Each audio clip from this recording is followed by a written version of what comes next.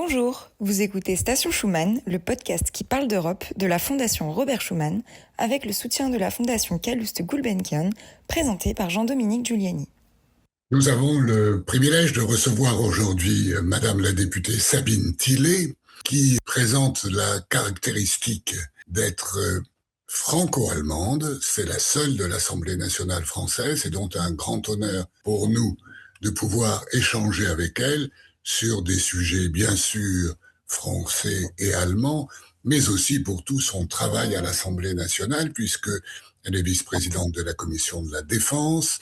Elle s'est spécialisée dans les questions de cybersécurité et en qualité de députée, de législateur, elle a beaucoup d'autres cordes à son arc qu'elle va bien sûr avoir l'opportunité de nous expliquer. Madame Thillaye, bonjour et merci d'être avec nous. On parle beaucoup du couple franco-allemand, vous l'incarnez à vous toute seule. Est-ce que ce moteur, ce couple correspond bien à la définition qu'en ont les Français ? Bonjour et tout d'abord, merci beaucoup pour cette invitation, surtout en ce moment. Les relations franco-allemandes sont scrutées, j'ai envie de dire, très récemment.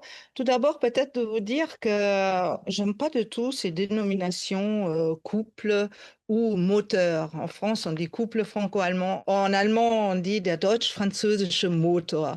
Et déjà, c'est peut-être aussi une expression du regard qu'on a sur l'autre. C'est une expression interculturelle quelque part. Le couple, pour moi, est chargé de beaucoup trop d'émotions. Et le moteur, ça me paraît un peu trop froid, trop technique. Donc, moi, j'ai envie de parler de partenaires. Partenariat, donc, on a vraiment besoin en ce moment quand on regarde les défis que nous avons devant nous. Donc, cette formule me paraît pas tout à fait, mais ça, c'est un avis personnel, approprié. Est-ce que le partenariat entre la France et l'Allemagne, aujourd'hui, ne traverse-t-il pas quelques difficultés, notamment industrielles, politiques ou diplomatiques, selon vous ? Ce partenariat a toujours traversé des difficultés. Quand on voit quand même d'où on vient, cette réconciliation, elle ne s'est pas faite du jour au lendemain. C'était une vision absolument extraordinaire de Robert Schuman et de Jean Monnet.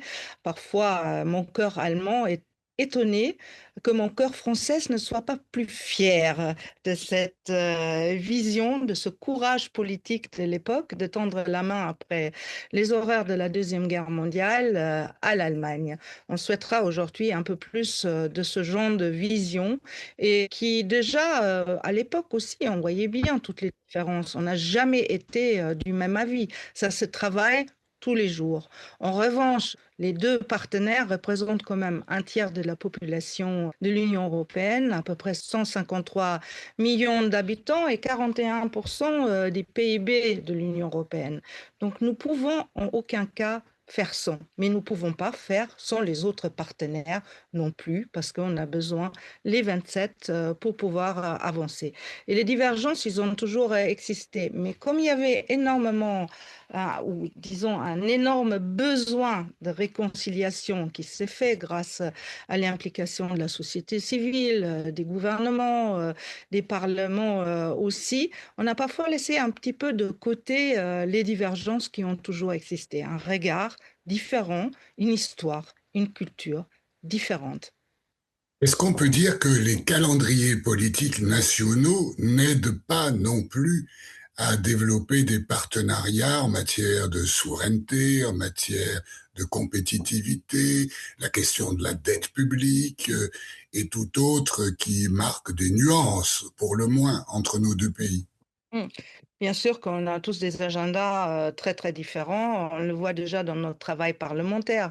C'est extrêmement difficile de nous connecter vraiment sur une longue durée avec nos collègues allemands, d'approfondir aussi de sujets en tant que parlementaire. C'est qu'il serait vraiment nécessaire, encore une fois, je reviens sur des différences aussi, qui sont des différences aussi institutionnelle. On n'a pas la même organisation étatique. On n'en parle pas suffisamment souvent, à mon avis, parce que d'un côté, vous avez un État central avec un exécutif très fort. De l'autre côté, c'est une fédération avec les échelons décisionnels suivant les matières très différents et un Parlement très fort. Donc, ce n'est pas du tout la même chose. Limite, en boutade, parfois, je peux dire, c'est quand il y a des ministres, présidents allemands qui viennent, où on les envoie dans des régions comme si des Länder étaient des régions. Non, les Länder allemands ont des compétences étatiques. Ils ont une constitution, ils ont un gouvernement, ils ont des compétences propres. Donc le mot subsidiarité, par exemple, en Allemagne est très connu. C'est pas que connu au niveau européen. En Allemagne, il y a des compétences partagées entre des Länder et la fédération. Mais tout ça, c'est parfois étrange vu de la France et on se rend pas compte que certaines décisions sont beaucoup plus longues à prendre en Allemagne que chez nous. C'est pas moins bien, c'est juste différent. Chaque système peut avoir ses avantages et ses inconvénients suivant la situation dans laquelle on se trouve. Après, il y a les mots aussi. Vous avez dit souveraineté, compétitivité, sécurité et défense. Par exemple, le mot souveraineté, quand le président de la République l'a évoqué dans son discours de la Sorbonne en 2017, souveraineté européenne, autonomie stratégique, qu'est-ce qu'on entend par le mot souveraineté? Il était interprété différemment en Allemagne que chez nous. Nous, on l'entendait plus dans un sens d'indépendance, alors que pour nos amis allemands, c'est un terme juridique aussi. Est-ce qu'une organisation supranationale comme l'Union européenne peut avoir de la souveraineté? Pour eux, c'était non. Entre-temps, on a tous fait du chemin et je crois que le mot souveraineté est devenu un mot qui est devenu important pour tout le monde. La compétitivité, bien sûr, là aussi. Je dirais même globalement dans l'Union européenne, on a tous besoin de changer le logiciel. On a toujours veillé à avoir une concurrence loyale entre nous. Aujourd'hui, il s'agit de se positionner tous ensemble par rapport à un monde extérieur où beaucoup ne respectent plus les règles et qui est devenu bien plus compliqué et bien plus dangereux. Mais sauf que l'Allemagne et la France ont toujours regardé ce mot d'une manière aussi très différente. La même chose vaut pour la défense. Je crois que les mots de Charles de Gaulle valent toujours. Alliés, oui, alignés, non. La France vient de là. L'Allemagne a été extrêmement reconnaissante par rapport aux partenaires transatlantiques, les États-Unis, par rapport déjà à l'aide apportée après la Deuxième Guerre mondiale, les débuts, et la possibilité de pouvoir se renforcer grâce à ces liens. Donc, c'est très différent, c'est pour soi. Connaître l'histoire et de la culture de chacun est extrêmement différent pour aussi identifier les malentendus qui peuvent naître à notre regard. Alors justement, pour essayer de rapprocher ces processus décisionnels, a été créée il y a 7 ans l'Assemblée parlementaire franco-allemande dont vous êtes une membre éminente, puisque vous l'avez même coprésidée. Quel bilan tirez-vous 7 ans après cette institution unique au monde, on peut le dire?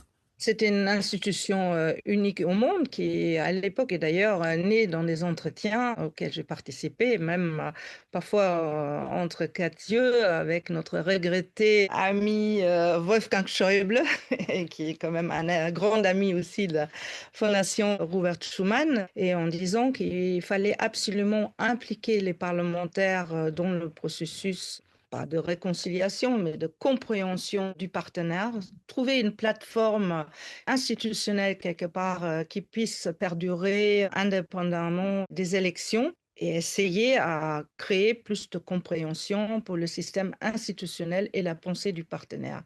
Mais le gros problème aujourd'hui, d'abord, on a commencé. Déjà, dès qu'on s'est créé, on a mis un règlement intérieur en place, on a déjà vu que l'approche était très différente. Mais ce qui était assez intéressant quand même, le groupe de travail qui a mis en place cette assemblée parlementaire, nous étions 18 députés, donc 9 de chaque côté. Au début, on siégeait par appartenance nationale. Au bout de quelques mois, c'était plutôt par appartenance politique. Et ça, c'était déjà un grand pas en avant. On avait vraiment eu la compréhension pour la pensée de l'autre. Après, comme vous l'avez évoqué tout à l'heure, nous n'avons pas le même agenda. Et ça, c'est très compliqué pour notre travail. La Covid ne nous avait pas aidés non plus parce qu'il y a eu cet enthousiasme du début qui existe chez beaucoup encore, mais j'ai envie de dire, c'est devenu presque trop formel. Et on n'a pas suffisamment de temps pour nouer des vrais liens et des vrais échanges. C'est-à-dire, on a besoin aussi beaucoup plus un travail en commun entre les différentes commissions. Mais là aussi, on a un petit sujet. Nous avons 8 commissions permanentes, plus la commission des affaires européennes chez nous. Là où je crois que ça change toujours par rapport à chaque législature, le Bundestag, je crois qu'il a 23 commissions. Mais ça, c'est à vérifier. Mais grosso modo, donc, bien plus de commissions que nous. Donc, c'est pas toujours évident, là aussi, à faire un vrai travail ensemble. Et un de nos objectifs a été quand même, au début, de se dire, nous ne nous contentons pas d'adopter des résolutions ou des délibérations. Non, à un moment donné, il faudrait un projet de loi ou une proposition de loi plutôt, puisque ça amène des parlementaires, qui sera discuté en même temps au Bundestag et à l'Assemblée nationale. Et donc, l'Assemblée parlementaire est à l'origine, grâce au travail de ces groupes de travail. Donc, il y a encore un grand chemin, mais on peut dire ça existe. Il y a des échanges, il y a malgré tout des liens qui se créent, mais il faudrait aller beaucoup plus loin. Auriez-vous une idée d'un projet concret qu'on pourrait soumettre aux deux assemblées et donc à nos deux pays pour donner du corps et un symbole à ce travail en commun? Alors, oui, mais là, je ferai une distinction entre l'Assemblée parlementaire franco-allemande et, par exemple, le travail gouvernemental.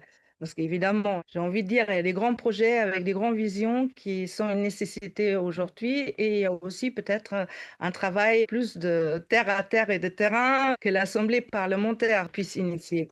En exemple, il y a eu il y a quelques années un groupe de travail sur l'harmonisation du droit des affaires, particulièrement sur deux aspects. L'harmonisation, en allemand on dit Insolvenzrecht, quand une entreprise fait faillite, donc l'harmonisation du droit des faillites. Et il y avait le deuxième projet aussi, ce qui est actuellement aussi un peu en discussion au niveau européen avec le 28e Régime? c'est-à-dire d'initier une société simplifiée franco-allemande pour donner une impulsion au niveau européen. Ça, c'est des choses très, très concrètes qui pourraient beaucoup aider nos entreprises.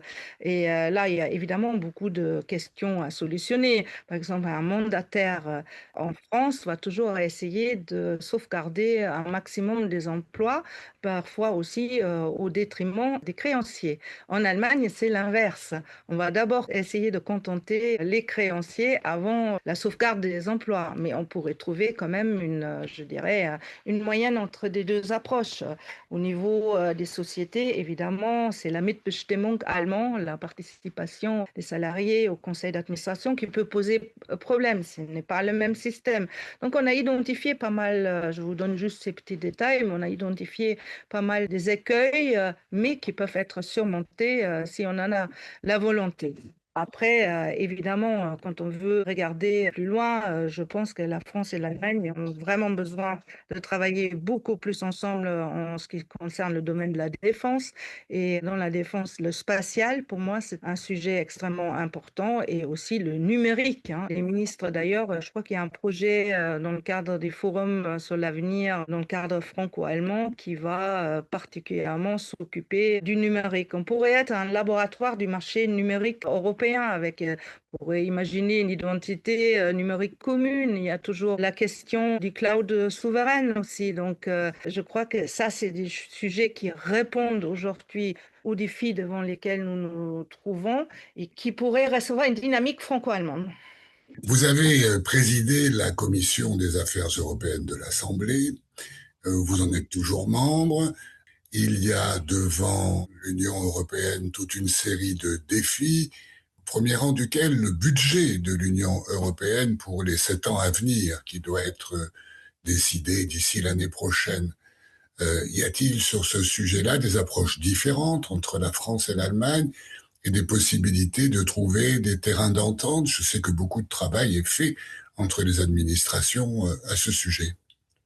Le budget, c'est toujours la grande question. D'ailleurs, le budget va aussi Je pense qu'on a peut-être un certain intérêt à s'approcher, des décisions finales avant de la fin de l'année parce que nous rentrons quand même dans une période, électorale assez tumultueuse et déjà en interne en France, les approches sont pas les mêmes. On le voit tout le temps, quand on parle de l'Union européenne et budget, on voit bien que nos opposants, particulièrement le Rassemblement national, souhaitent réduire la contribution de la France au budget européen, ce qui équivaut quand même plus ou moins à un Frexit, même si ça porte pas son nom.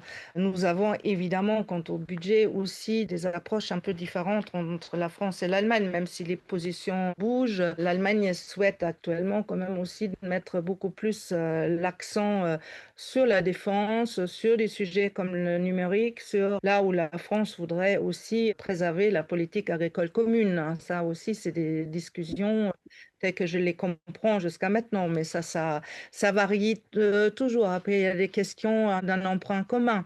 Là, on n'a absolument pas la même vision entre la France et l'Allemagne, donc et un regard très différent. Il y a aussi Industrial Acceleration Act. Qu'est-ce qu'on entend par préférence européenne aussi? Est-ce que c'est plus un Made in Europe ou un Made with Europe? Là aussi, nos positions divergent. Mais je pense qu'il ne faut pas toujours regarder ces divergences d'une manière négative, parce que c'est dans la confrontation d'idées, il y a parfois aussi une troisième voie qui naît, des solutions qui naissent. Ce qui me fait dire très souvent aussi, je crois beaucoup à la force innovative de l'Union européenne. Grâce aux 24 langues, entre autres. Souvent, on nous dit, oh là là, c'est un grand handicap, on devrait tous parler anglais. Moi, je dis attention à la biodiversité dans l'Union européenne, aussi de ce côté-là, parce que 24 langues, c'est 24 logiques différentes, c'est donc 24 solutions différentes à nos différents problèmes. Simplement, ça demande du temps et ça demande de temps en temps d'enlever nos propres lunettes pour regarder à travers les lunettes de l'autre. Bravo, parce que nous luttons autant que nous pouvons contre l'usage immodéré de l'anglais, au profit notamment de l'allemand et du français, qui fondent en quelque sorte le droit continental, qui est quand même différent du droit anglo-saxon et qui, pour l'Union européenne, est quelque chose de très important. Vous évoquiez la défense, sujet sur lequel vous travaillez beaucoup. Alors évidemment, l'actualité a porté sur l'échec du projet d'avion de combat commun, les difficultés du drone européen et les difficultés à venir du char commun. Quel est votre regard sur ces projets pas faciles à mener à terme? Évidemment, c'est regrettable. Après, il ne faut pas s'arc-bouter sur quelque chose qui paraît impossible, mais regarder aussi vers le futur. D'abord, le SCAF ou le système aérien du combat du futur, c'est un système de systèmes, hein. Donc là où on a à choper, c'est sur le Next Generation Fighter, donc l'avion. On n'a pas forcément les mêmes besoins, entre la France et l'Allemagne. C'est un élément de notre dissuasion nucléaire, donc on a besoin d'un avion aussi qui peut se poser sur un porte-avions, enfin tous des choses que les Allemands n'ont pas forcément besoin. Donc il est extrêmement important, le dialogue en amont d'un grand projet est extrêmement important pour identifier les réels besoins de chacun pour savoir qu'est-ce qui est possible. Et l'expérience, enfin, qu'on peut aussi en tirer, c'est-à-dire la vision politique tout seul ne suffit pas. La volonté de coopération ne suffit pas. Il faut dès le début beaucoup plus impliquer les industriels. Parce que là, on se trouvait en fait avec une vision politique, parce que je pense que ce soit le chancelier allemand Merz ou notre président Macron, ils étaient d'accord. Ça a été lancé sous Angela Merkel et le président Macron, mais il aurait fallu dès le début ce dialogue avant le lancement avec les industriels, avec une vraie articulation entre les deux. Après, il y a aussi la guerre en Ukraine, qui est aussi un laboratoire quelque part, où il y a beaucoup d'enseignements, où il y a des besoins immédiats, il y a des besoins à long terme, l'utilisation des drones, qui coûtent souvent beaucoup moins cher que tout ce qu'on met en place. Enfin, tout est devenu quand même beaucoup plus compliqué. Mais j'espère du moins que, par contre, qu'on maintient quand même le Mind Ground Combat System, ça veut dire le char du futur. Il y a quand même la société de projet qui a été créée avec son siège à Cologne. On a besoin de ces coopérations-là parce que de toute façon, quoi que disent les opposants, personne n'a les moyens tout seul pour mettre en place des projets pour la défense dont on a besoin. Et peut-être on devrait parfois aussi regarder tous les sujets qui marchent quand même, hein.